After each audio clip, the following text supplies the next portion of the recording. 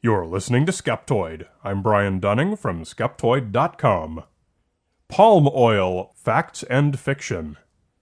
Want to get confused really fast with no annoying delay? Read about palm oil on the internet. Try to see if it's good for you or bad for you, or whether it's an environmental disaster or harmless. If it's good for developing nations or bad for them.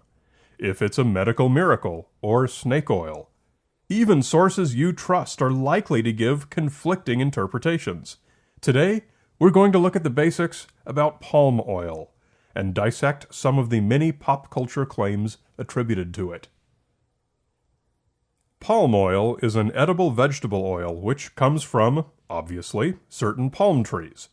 There are three kinds. The regular kind derived from palm fruit pulp, which is the main topic for today, and palm kernel oil and coconut oil, which come from the kernels of slightly different palm species and are very similar to one another. Palm oil is refined and sold worldwide as a commodity. Its main use is in food. It can be processed into cooking oil or into an ingredient in baked goods and many other food products. It's also used to make biodiesel. But as a food product, it's inexpensive and widely used, particularly in developing nations, as an important calorie source. It is the world's most consumed vegetable oil. Worldwide, the average person consumes 7.7 kilograms of it each year, a number that has more than doubled in the past 2 decades. Controversies surrounding palm oil fall into 2 main categories. First is that since 85% of it is grown in Malaysia and Indonesia, it has a huge economic, social, and environmental impact on those nations. Those pressures bring good things and bad things. The second category of controversy is the health effects of eating it, and we'll talk about that first. As an oil, palm oil's principal ingredients are fats. A quick review on dietary fat. The types we hear about most often are differentiated by whether and how much they are hydrogenated. Regular fat naturally has its carbon atoms all linked together with double bonds. An industrial process called hydrogenation breaks one of those bonds and caps it off with a hydrogen atom, preventing it from reattaching to another carbon atom. This physical reshaping of the molecule, consisting of a long chain of these bonds, is what governs the way it interacts with our bodies biochemically. Fat that has not been hydrogenated at all is called unsaturated fat, and it's of least concern for health. Fat that has had all of its carbon bonds hydrogenated is called saturated fat. Saturated because it's full of all the hydrogen it can hold. And saturated fat is where we start to see health concerns. Saturated fats raise cholesterol levels in your blood, so they should be minimized in your diet. But even worse than saturated fat is partially hydrogenated fat, also called a trans fat. Some carbon bonds are double, and some are hydrogenated. The physical shape of this molecule encourages it to do all kinds of things we don't want it to do in our bodies, and it's the worst offender for raising your cholesterol and clogging your arteries.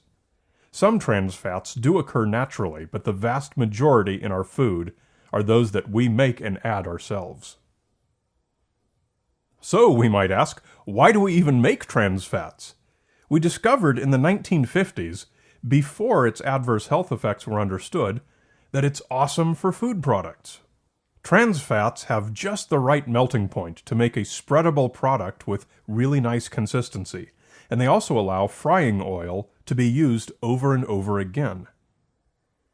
Palm oil consists of about half saturated fats and half unsaturated fats, but no trans fats, and yet they offer virtually the same benefits for food products. Lard, by the way, is just the same. Together, lard and palm oil comprise the most common natural sources of saturated fats, mixed with unsaturated fats. This blend gives them cooking properties comparable to many of the trans fats, and they both come in solid blocks that are soft. Like trans fats, palm oil makes spreadable products nice to spread, a notable example of which is the chocolate hazelnut spread Nutella, which has been in the news for consisting of more palm oil than hazelnuts, which works great for what that product is. But palm oil is hardly a miracle wonder oil. Although it's free of trans fats, the research is mixed on whether it's any better or not. Moving from trans fats to saturated fats is like jumping out of the frying pan into the boiling cauldron. It's not really all that much better. Moving toward unsaturated fats is always going to be the more sensible direction. But for some, particularly in developing nations where vitamin A deficiency is common, unrefined palm oil is actually a beneficial part of the diet. Unrefined, it's called red palm oil due to its high beta-carotene content. Beta-carotene partially converts to vitamin A in the intestinal wall. In such regions of the world, it's both a convenient source of much-needed calories and a useful dietary supplement. That, however, is where its benefits end. Contrary to the claims made by Dr. Oz and any number of other snake oil salesmen, no form of palm oil has any kind of miracle health benefits. In 2013, Dr. Oz said that red palm oil, quote, helps stop the signs of aging inside and out, that it can, quote, fight belly fat and combat heart disease, that it can, quote, extend the warranty of nearly every organ in your body, and that, quote, this mega oil may very well be the most miraculous find of 2013. The homeopath whom Oz brought on his show to continue the promotion said palm oil will, quote, protect us against Alzheimer's, quote, increase blood circulation, and, quote, reduce incidence of dementia. If that's not enough, Oz then claimed that people who took red palm oil, quote, lowered their bad cholesterol by nearly 40% in 1 month, and summed up with the exact opposite of the truth, that it will, quote, remove plaque buildup in the arteries. But Dr. Oz is hardly the only promoter of these flagrantly untrue and implausible claims. Search any online bookstore for palm oil or coconut oil, and you will be simultaneously amazed and depressed by the number of authors and publishers who brazenly promote this unhealthy additive that you should be trying to minimize as the secret to miracle superhealth. There is not a word of truth in any of it. The false health claims aside, these are the basic reasons why palm oil is everywhere and growing fast. Great for food products, free of trans fats, and inexpensive. That's great for Malaysia and Indonesia, also Nigeria, and a dozen other countries that are also producers. And this segues into our second area of palm oil controversy, the social and environmental impacts. There have been plenty of complaints about human rights and low-paid workers in the palm oil industry. However, a review of the economics of these nations reveals that this problem is endemic in many industries in the regions where it exists, and has nothing to do with the palm oil industry specifically. So this is not a compelling argument in the question of whether palm oil itself is a good or a bad product. But there is one area where we can pull the focus much tighter on palm oil specifically compared to other industries, and that's deforestation. Deforestation is always a tricky minefield of a subject to discuss. Emotions run high. Misinformation does exist. As worldwide demand for palm oil escalates, producing countries are tearing out their old-growth forests and planting oil palms. Loss of habitat has been especially hard on orangutan populations. Loss of forest releases previously sequestered carbon into the Earth's carbon cycle. The oil palms absorb some of it back in, but tidy groves contain far less biomass than thick natural forests. Peatlands, much of which have been reclaimed for oil palms, can contain more than 20 times as much carbon as the forests above them. In 20 years, some 150,000 square kilometers of forest have been converted into oil palms. Now, that's a drop in the bucket compared to world agriculture overall, but it's a step in very much the wrong direction. So much so that in January of 2018, the European Union instituted a ban on palm oil in biodiesel, a phase-out to be completed by 2021. Deforestation was the reason given. Palm oil producers, however, charged that the real reason was protectionism to favor grapeseed and other products suitable for biodiesel that are produced inside Europe. There's probably an element of truth in both claims. And this is a good place to talk about the RSPO, Roundtable on Sustainable Palm Oil.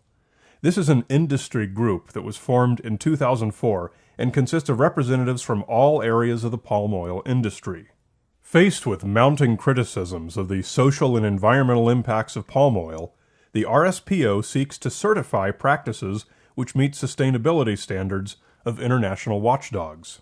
Notably, the World Wildlife Fund, which takes a special interest in the orangutans of Indonesia. About 40% of global palm oil production is certified as sustainable by the RSPO. However, criticism of its standards and its inherent conflict of interest remains, and rightly so whenever any industry is allowed to self-certify.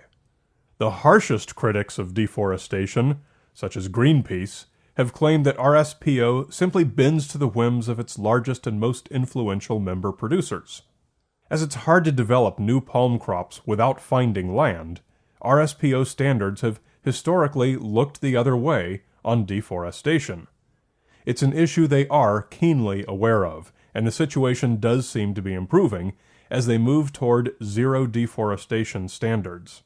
Their next generation certification, RSPO Next, uses third-party certification. Regardless, RSPO certified palm oil is probably going to be the most environmentally friendly available, if imperfect. So, that's a basic overview. Palm oil in your diet is not the end of the world so long as you keep it in reasonable amounts. The occasional pie crust is not going to hurt you. Think of it as you would any confectionery item, something to be minimized. Do not look to it in any form as a miracle cure, or part of a weight loss or anti-aging program. All that is complete nonsense. If you do buy a product that contains palm oil, choose one that bears the RSPO certification logo. The packaging should show a little palm icon that says Certified Sustainable Palm Oil. Unlike many other logos affixed to certain food products, this one is actually likely to mean something significant. As far as all the wild internet rumors go, the only one that has a large amount of truth to it is the deforestation. And that's one that every consumer can help to curb. Don't forget that all Skeptoid episodes have complete bibliographic references and further reading suggestions on their transcript page at skeptoid.com. Transcripts also print out into nicely formatted PDF documents, which you can share around, references included. The show is a production of Skeptoid Media, a 501c3 nonprofit public charity. You're listening to Skeptoid, a listener-supported program. I'm Brian Dunning from Skeptoid.com.